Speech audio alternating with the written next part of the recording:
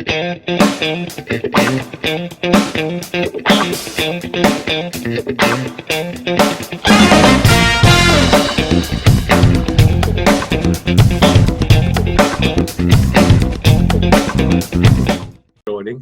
So health and safety cultures, that's where we start, and it could well be a second session today where we look at human factors. So first of all, health and safety cultures. Okay, a little quote there. Committee, a group of people who keep minutes and waste hours. That is not always true. A good health and safety committee is a very, very useful thing. So we will come back on that. So it's part of obviously NG1, NGC1, element 3. This is the sort of thing we're looking at today. It's all the C's. You know, cultures, health and safety cultures is a big part of this. And when we talk safety management, you know, communication, how we communicate, consultation, cooperation, competence and control. This is all part of what we're looking at on this session. And if we remember from element 2, you know, health and safety management systems, you know, all of this comes into a good safety management system. You know, remember HSG 65, which is the Health and Safety Executive's guidance note on health and safety management. So the plan, do, check and act. So we're looking at sort of like, you know, when we're planning, when we're organising for safety, is all part of what we're covering today. And just on that ISO 45001, a big part of a good safety culture, leadership. It's just where the second box down, leadership. It's essential that, you know, top management stay in control, but you know, keep an eye on what's going on and take part in what's going on. Facilitate good safety management by making sure they give adequate support. You know, things like making sure the right resources are available in terms of people, in terms of equipment and good working environment. The yellow stars, by the way, the yellow stars means it's in your handouts, not the slides, but the information, that is. Okay, so health and safety cultures. Some, obviously there's good and there's bad cultures. Some companies very positive, some very negative.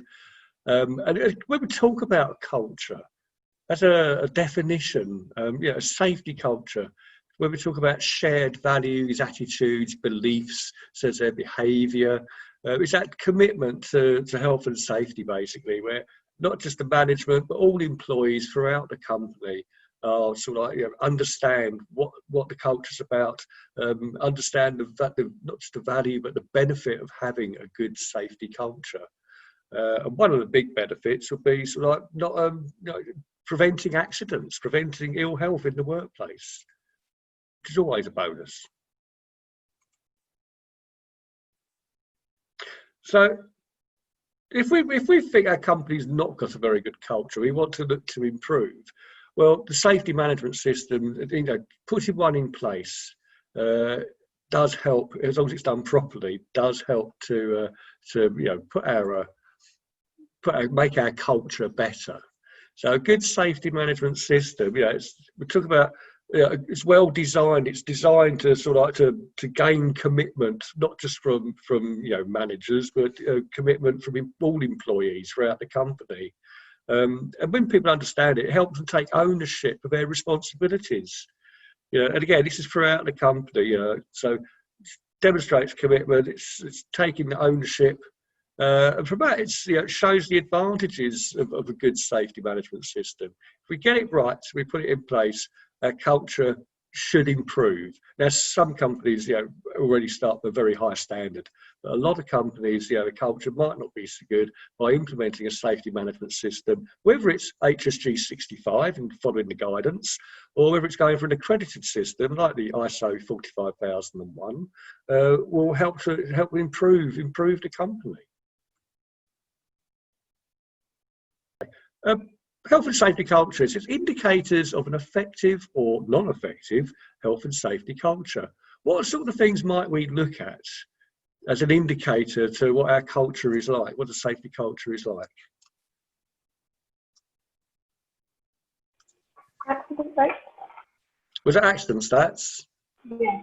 Yeah, so you got very, it's quite a blurry sound you got there, but that's what I believe I heard. Yeah, accident statistics. We keep an eye on things, on the accidents, the incidents, the sickness, the ill health, absenteeism. And looking at sort of like, have we got high levels, average levels, or very low levels? Very low levels suggest things are good. High levels suggest there's something wrong. Okay, anything else we can look at? You can probably gauge it by having conversations with your employees.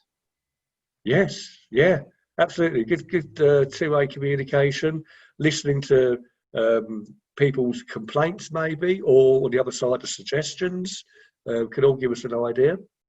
Okay, anything else?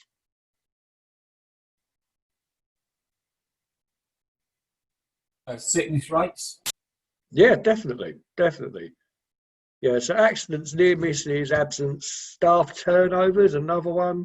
You know, like all these sort of things. Even like legal compliances. You might look at authority actions, how an improvement notice or advisories or maybe prohibition notices if it's that bad.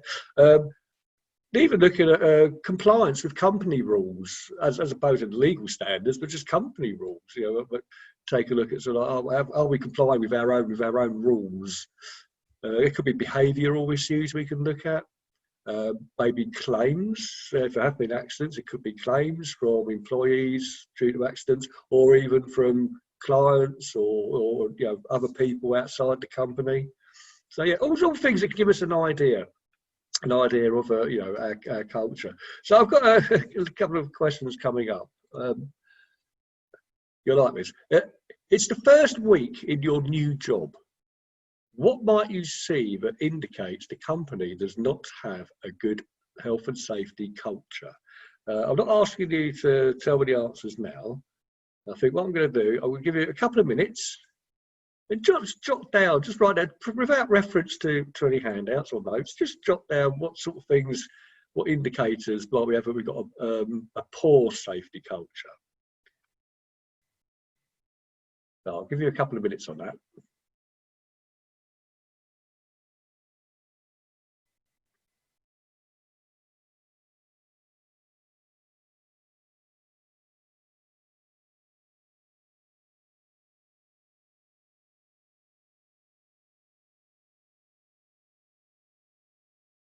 The next, it's your first week in your next new job. Maybe as a result of didn't like the first one, so let's get another job. This says, what might you see that indicates the company has a good culture?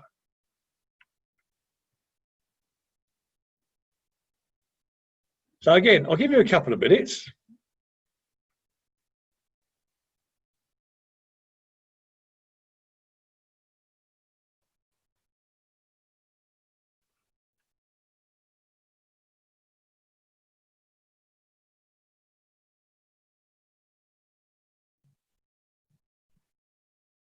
Okay. What's the quick way to answer that question? The opposites of what Exactly. Sorry. The opposite of what you just did. Quick exercise. You know, over the years, it's like a lot of things. You turn it on its head, but there's your answer. Yeah, so things indicate a good safety culture, you know, clean, tidy, good housekeeping, good signage, good floors, good quality equipment, nice working environment, good furniture, people that are happy, you know, and you may have experienced this in your life, but generally your happy workforce is going to be a more productive workforce. People enjoy what they do, enjoy their jobs, most certainly. Even sort of like, when we look at information posters, ways of getting the safety message across, posters being displayed around the building. You don't put too many things up, it can be quite distraction, or they just become part of the furniture and people don't notice them. But just the odd poster here and there, maybe change them around every now and again. It's a good way of getting information across to people. It will help to back up that safety culture we're trying to develop. And in order to develop a safety culture, it's got, as I said before, as it has in 45,001, I say 45,001, leadership. It's got to be led from the top. You know, it's people. If people see a manager, a senior manager, you know, breaking the rules, then they might well feel, well, why should we follow them? You know, so It's an essential part for a good safety management system to develop a good culture. Is it's led from the top. It takes a lot of planning. If we haven't got a safety system in place or safety management system, it takes a lot of planning. It can take resources. With financial, we're talking about equipment, we're talking about training, we're talking about the amount of people we've got working for us, enough people to create a good safety culture. So making sure there's enough people in each role. And so we have what we call the leadership principles. And it's based on the whole thing. Accidents are preventable. Now, data over the years, research done over decades and decades, it's always been shown that the vast majority of accidents are preventable. That is, preventing unsafe actions of people, preventing unsafe conditions in the workplace, because there are two of the things that lead to accidents. So it's based on the premise, accidents are preventable. Planning is essential. Now, when we're trying to develop a good culture, when we're implementing a good safety management system, you can't always change everything at once. Excuse me. It takes time. It takes planning. We may not have the resources to change everything in a short period of time. So the planning is maybe over the next year, the next 2 years, the next 5 years. Depends on size of organisation. I know one company went for a cultural change and they put in a 10-year plan. And the change in those 10 years was amazing. It really was. And still is today. Okay. So part of this, active participation and communication. So the leadership promoting active participation. So that communication, two-way communication, employer and employees, involving people in the planning side of it, involving people in the planning for roles and responsibilities. And this is a big part in health and safety, people knowing what they're supposed to be doing. Knowing, not just about job descriptions here, that's one part of it, but knowing what their responsibilities are, what their roles are with regards to health and safety, in addition to their jobs. And if things do go wrong, they're making sure, people are held accountable for their actions. So people don't feel that, I can get away with it because, I won't be disciplined. So just making sure there is, people are accountable for their actions. It's a way of motivating people to get it right. Very true. There is no miracle solution. It takes involvement. It takes, it takes resources. It takes time. It takes planning. It can be a very long period to get this involved. I mean, open communication. I think the phrase commonly used, this is from when I started work in 1980, frighteningly 40 years ago, this month as it happens.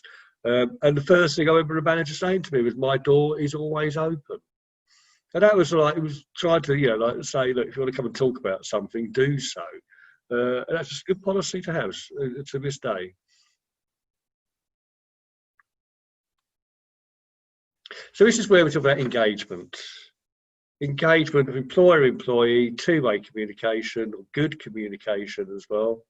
With engagement, we have a duty as an employer, as a legal duty to consult with employees. Can someone just tell me what piece of law says we must consult with our employees?